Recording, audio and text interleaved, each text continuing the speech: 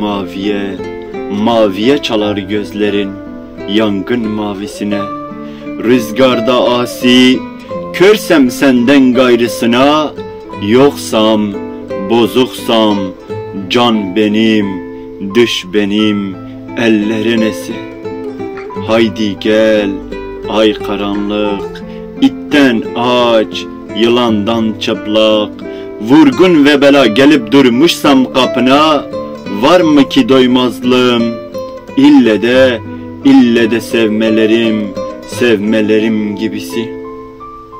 Oturmuş yazıcılar fermanımı yazar, ne olur gel, ay karanlık, dört yanım puş zulası, dost yüzlü, dost gülücüklü cigaram dayanar, alnımı öperler, suskun, hain, çiyansı, dört yanım puş zulası.